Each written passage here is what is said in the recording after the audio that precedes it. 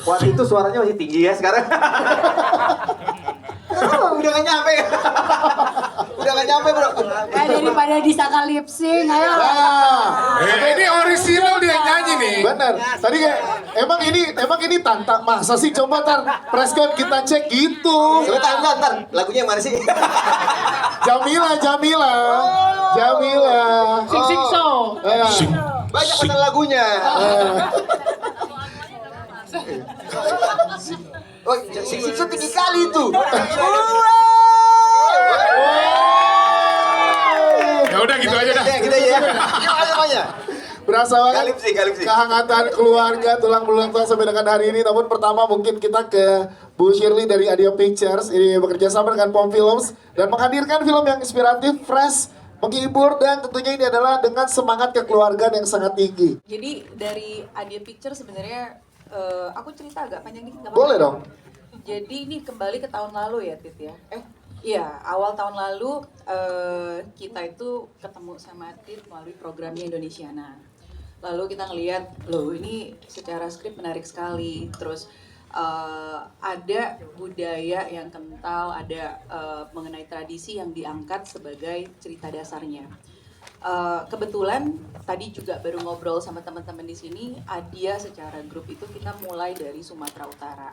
Jadi kita adalah perusahaan daerah yang sebenarnya finally we go national. Nah di sini kita ngelihat dari tulang belulang tulang pun menjadi satu homecoming untuk kami. Bukan hanya sebab untuk Adia Pictures tapi juga untuk Adia Group. Tapi at the other hand sebenarnya melihat cerita ini tulang belulang tulang ini unik banget. Kita melihat unsur tradisi yang dibawa itu kental banget, tapi at the same time kekeluargaannya tuh nggak hilang sama sekali. Ini adalah spirit yang kita pikir is very important untuk disampaikan keluar juga melalui cara yang super fun. I mean dengan kita senang-senang nonton tadi, I think the message is there. So yeah, why not? Sebenarnya nggak ada momen khusus kenapa 26. Tapi takdir.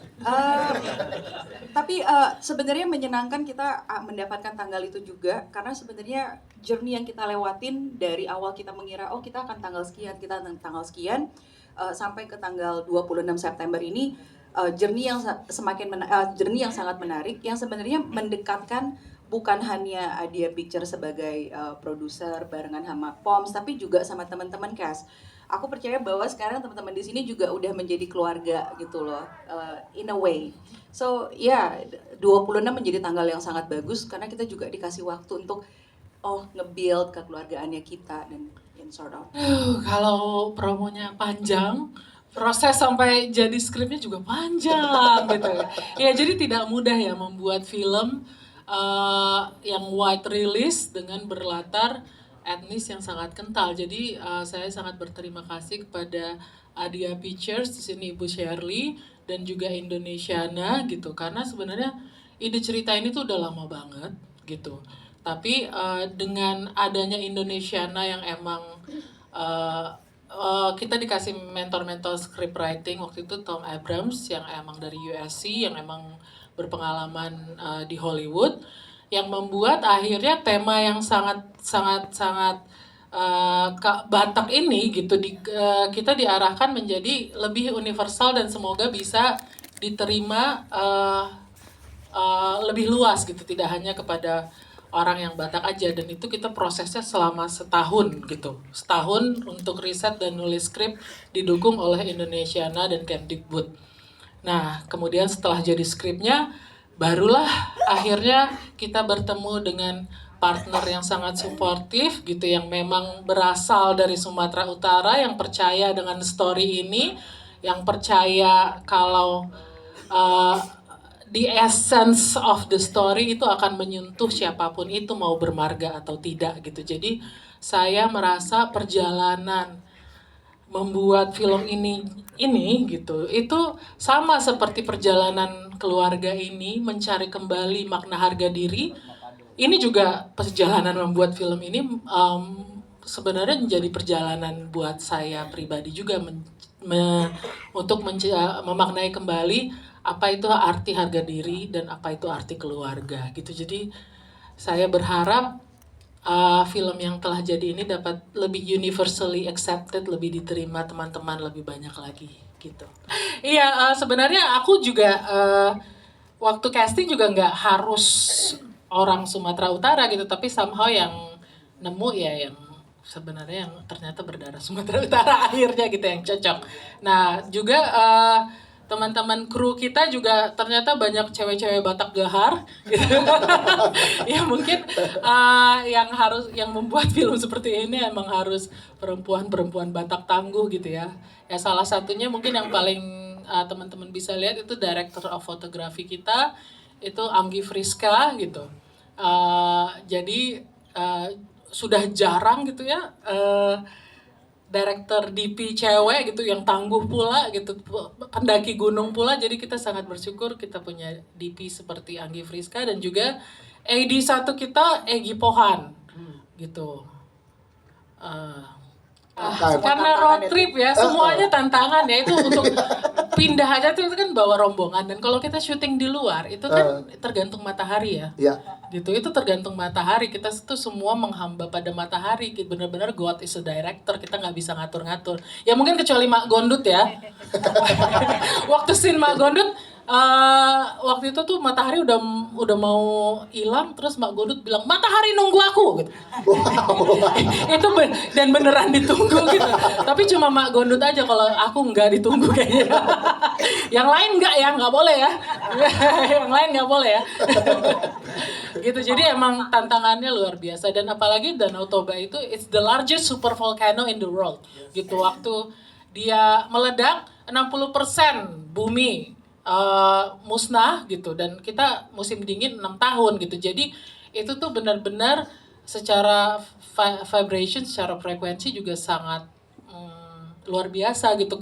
Bu Shirley waktu pertama kali nyampe langsung gitu ya Bu ya. Ya, berasa twist di Indonesia. Iya, jadi emang vibe-nya tuh juga udah emang luar biasa. Jadi Danau Toba menjadi salah satu karakter terpenting di film ini gitu.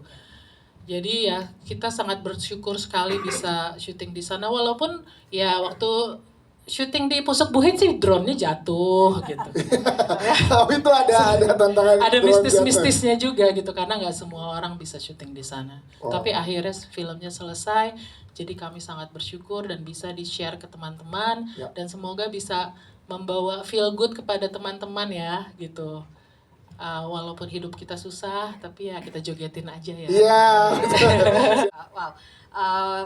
Pertama-tama tentu saya mau mengapresiasi ya, kudos to all cast and crew dari film Tulang Belang Tulang, karena secara kami sendiri secara program ini pecah telur juga. Jadi sudah tahun kelima kami melaksanakan program Indonesia Film. Tahun kelima kami punya sekitar 40-an judul film, dan pecah telur film Tulang Belulang ini perdana naskah hasil inkubasi dari dari Indonesia Films, dan akhirnya diproduksi menjadi film. Jadi dulu. Oke, ya ini setelah 5 tahun perjalanan Indonesia Film, bangga juga akhirnya bisa mengantarkan film Tulang Belulang Tulang menembus layar bioskop Indonesia. Dan tentu saja kami punya banyak harapan dan banyak titipan doa juga dari jajaran Kemendikbud supaya film ini bisa fly tidak hanya di Indonesia tapi juga bisa menembus festival internasional seperti itu ya. Amin. Dan kalau misalnya teman-teman berminat untuk ikut programnya, dalam tidak lama lagi kami akan membuka batch ke-6. Jadi dipantengin saja terus akun media sosialnya, siapa tahu ada the next Tulang Belang Tulang.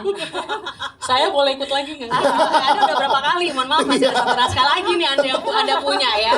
Bentar dulu. Jadi kita akan buka lagi programnya. Jadi jadikanlah Tulang Belang Tulang sebagai pemecut teman-teman, komunitas-komunitas film, filmmakers dimanapun kalian berada, kalian bisa menyampaikan suara kalian. Dan kami punya program ini, dan kami punya banyak dukungan-dukungan yang bisa kalian manfaatkan, fasilitas-fasilitas yang bisa kalian manfaatkan untuk mewujudkan mimpi kalian seperti Samaria ini. Yeay. Jadi Semoga makin banyak ya Bu ya. amin. Berarti Amin. Tulang Belulang menjadi pembuka pintu Pembuka untuk pintu, karya-karya ya, selanjutnya ya. Tanggung jawab besar. Oke. Jadi yang menarik di sini. Oke. Aku harus membawa karakter Mami Latte yang sangat dominan, yang sangat mencintai anak-anaknya. Cuman dengan cara-cara, apalagi kalau misalnya teman-teman tahu gaya-gaya parenting zaman now, itu bertolak belakang banget ya kan. Nah, aku dalam in terms of parenting gitu ya, aku beda banget nih sama Mami Latte ya kan. Aku nggak jawar anakku. Itu kayak jewer ide lo deh. Wah, Jewer aja Tit. Ya kayak misalnya kayak mempermasalahkan tubuh apa segala macam yang I wouldn't do that to my kids gitu ya. Tapi challenge-nya adalah aku memahami bahwa Mami Latte ini sangat mencintai anaknya dan bukan berarti orang-orang dengan cara-caranya masing-masing yang dilihat oleh orang lain sebagai cara yang salah itu bukan itu betul salah. Bukan berarti si Mami Latte ini tidak mencintai anak-anaknya dengan setulus-tulusnya gitu kan. Jadi PR aku adalah bagaimana caranya mencari pembenaran akan apa semua yang dilakukan oleh Mami Latte. Jadi aku juga sering nih berdebat sama Atit. Misalnya kayak body shaming.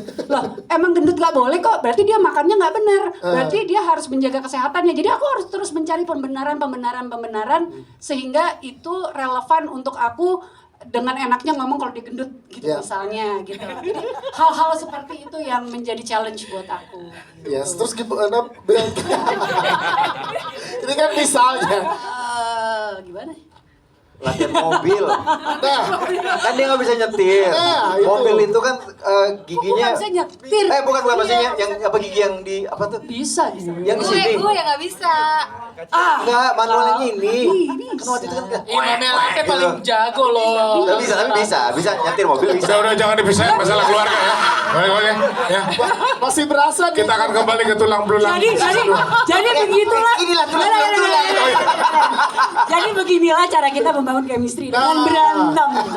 Berantem tapi sayang. Itulah orang Batak itu. Tepuk tangan dong untuk para kes dong. Jadi ini sound designernya jago banget loh. Kebayang kan berisik kali nih orang-orang. Udah di cut pun masih begini. Berarti terjadi dengan sendirinya chemistry ini akhirnya dari para karakter ya Mbak Tika ya. Yes, terima kasih Atika Siholan, thank you. Kayak gak ngejawab gitu ya. Iya, yang penting kita seru-seru sendiri aja nggak apa-apa. Tapi kita tanya ke Tasya coba Tasya. Ini gimana Tasya barengan sama teman-teman cast yang lain? Sebenarnya kalau karakternya Cian sama aku nggak jauh beda, cuman ya Cian lebih tertekan aja. Lebih ke tantangannya, aku kan juga nyupir mobil ya di sini. Tapi aku takut karena mobilnya ini kan mobil kayak angkot ya. Aku biasanya nyupir Matic. Nah waktu di Toba sana, setiap aku nyupir, laki-laki ini semua nggak ada yang stop mulutnya.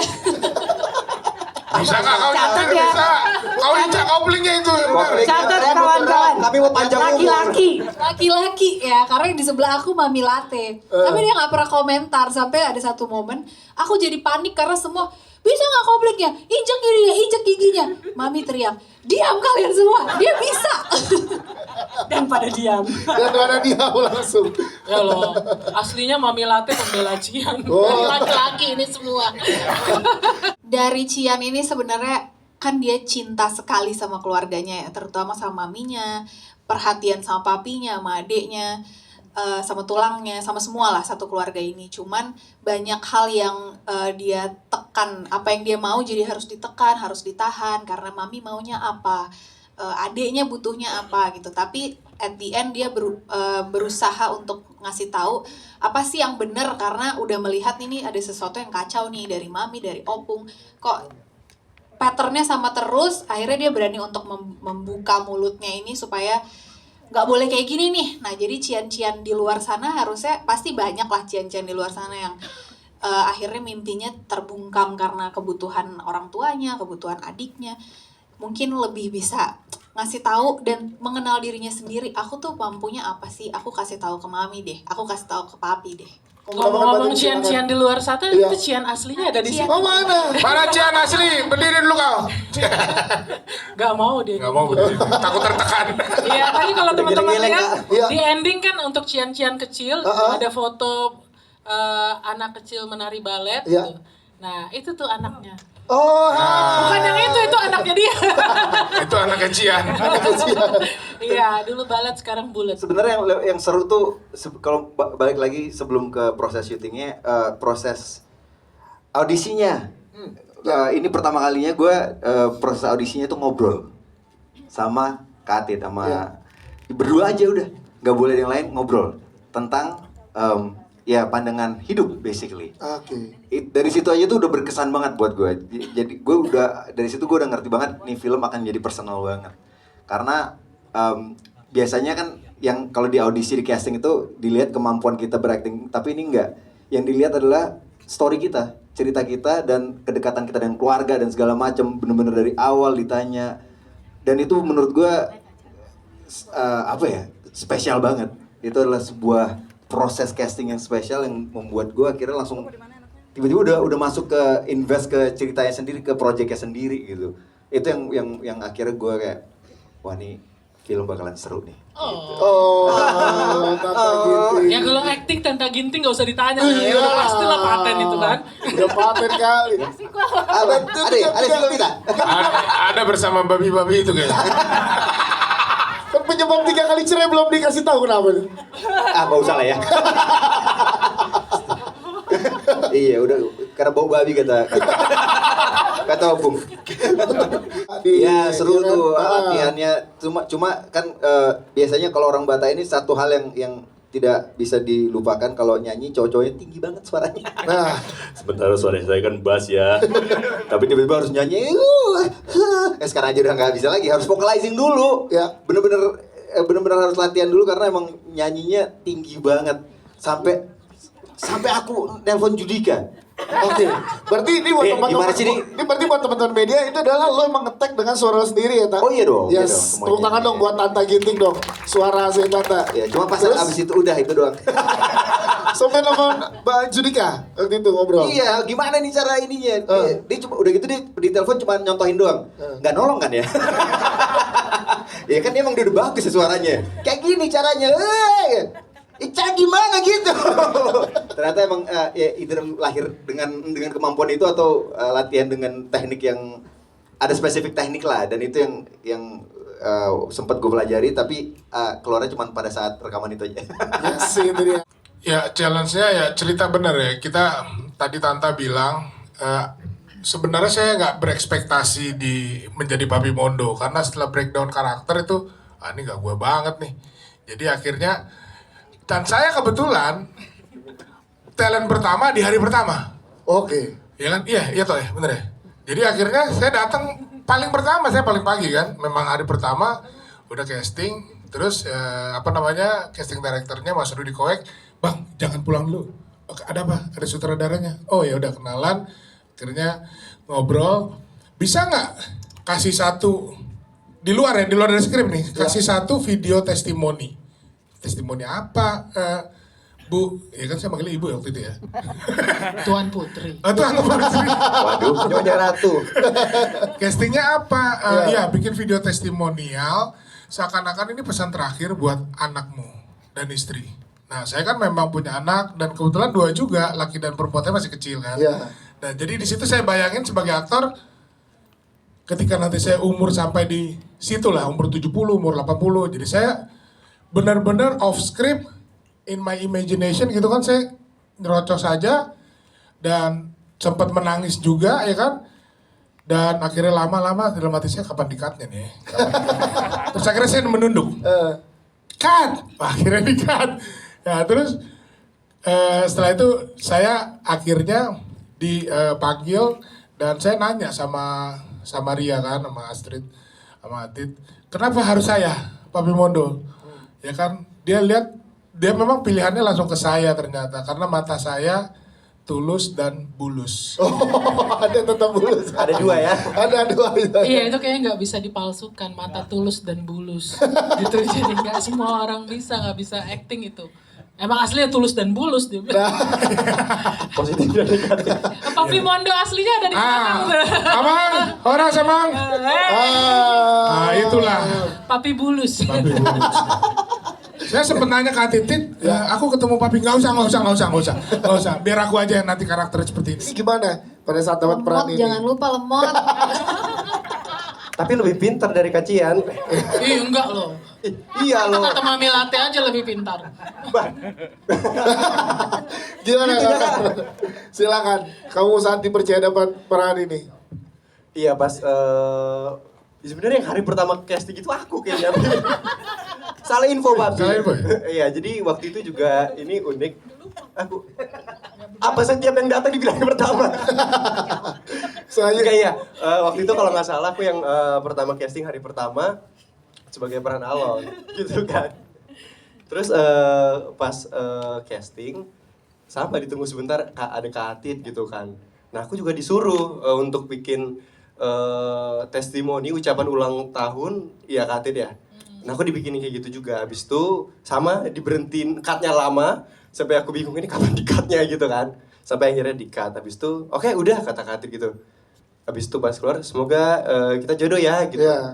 Nah ternyata nggak lama setelah itu masih open casting buat yang lain. Ya. Nah terus sampai beberapa lama akhirnya aku dipanggil lock untuk film Tulang Belulang Tulang jadi Alon gitu. Nah terus yang bikin aku ini kenapa aku waktu itu aku sempat nanya ke Kak Adit.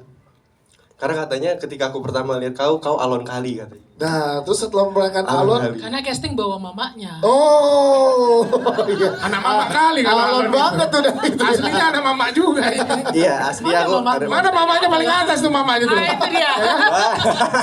Gak mau hilang anaknya. Enggak. Iya. Terus ada kesamaan gak antara kamu dengan Alon setelah memerankan? Ma. Bah. Eh, Ada mama aku di situ kan, Bah. Jadi itu skenario Tulang Belulang Tulang aslinya waktu di Indonesia nggak kayak gitu. Ah. Oh, jadi itu banyak yang berubah karena Kak Vera mamanya Cornel. Dia kayak ini nih yang dialog, neplak itu burung kau, itu dialog asli. Oh, gitu. itu pernah dialami sendiri. Aku dengar sendiri Kak Vera ngomong gitu ke si Cornel. Jadi emang skrip kita nggak ada apa-apanya, Ci. Gitu. Kayak yang asli tuh lebih gahar, lebih bagus. Jadi akhirnya makanya aku kalau casting selalu pengen tahu cerita mereka sendiri karena aku percaya aktor-aktor ini have the charisma untuk menambah kaya filmnya gitu. Ya bukan berarti skrip kita nggak bagus ya, bagus sekali. Tapi mereka yang akan membuat itu into flesh and blood dan akan menghidupkan itu. Yes, itu Aku inget ya Ayo, satu. kemarin. Jadi waktu itu kita lagi workshop kan, reading kan. Dia Astrid nanya nih, Atit nanya. Samaria. Samaria. Lagi press namanya? Samaria. Banyak kali nama kau. Samaria nanya kan. Cerita lah. Jadi waktu itu kan saya kan memang mau kebetulan istri saya dari Siantar kan. Iya. Jadi pada saat mau apa namanya tuh yang kau tanya. Jadi mamaku dulu almarhum bilang, coba kau pergi ke toko buah biar ada kiwi-kiwinya. Itu kiwi kan mahal kan. Nah itu Atit masukin juga. Jadi proses kreativitasnya berjalan terus. Oh, Gitu. oke. Jadi akhirnya relate semuanya. Dan dekat dengan karakter masing-masingnya Iya. diperankan ya. Siap, terima kasih. Kita ada Opung Lina juga. Opung pengen ngobrol juga Opung. Horas! Mau nari dulu nggak maunya? Opung, Mana mana musiknya? Opung? Mana musiknya? Opung. Nari dulu ya. Opung boleh cerita dong ke teman-teman gimana pengalamannya syuting untuk Tulang Belulang Tulang bersama dengan para aktor yang lainnya juga Opung. Opung ini mamaku kandung ya by the way. Ini mama kandung. Sedikit tulang belulang tulang saya udah alamin. Gimana Bung maksudnya Bung? Mangokal Holy opung ya. Iya. Saya. Jadi tulangnya si Astrid ini, Iya. Samaria ini, tulang tuanya kita mangokal Holy bawa ke kampung sudah kita alamin. Oke. jadi- Tapi nggak hilang ya teman. Iya. Kenapa? Tapi nggak hilang, Oh, emang tapi nggak hilang. nggak hilang. Kita adat betulan. Dan terus berarti saat cerita ini mengangkat kembali kisah itu dan udah dialami, gimana Opung akhirnya untuk berbagi ke teman-teman cast yang lain untuk memerankan karakter ini? Ya ini kan di belok-belok sana, belok sini. Itu kan urusan sutradara lah kan. Apa mami juga belok-belokin. Iya kita juga disuruh Jangan dipisahin. kita disuruh belok ya belok ngangkat naik pohon naik Ada pohon. satu scene Ya. yang nggak ada di skrip. Yang Dia mana? ngotot ini yang akan membuat film ini laku kata orang. Oh, boleh dibocorin? scene yang mengandung yang dia nangis-nangis Ya, di itu depan memang tulang, itu satu khas Mak Gondut yang bikin. bukan Mak Gondut. One take. Orang yang mengokal Holi harus ada mengandungnya. Mengandung itu menyanyi nangis lah orang Batak ya. Ya. Amona burju sambil nangis kan. Waktu kami ngedit dia naik ke atas itu nggak boleh dipotong ya. Jadi sampai edit ada intervensi dari Ada intervensi. itu intervensi sebagai karakter omong apa Kalau sebagai itu orang nggak tua? ada, ya nggak bener ini, nggak ada mengokal. Wah, luar biasa. Tepuk tangan untuk para cast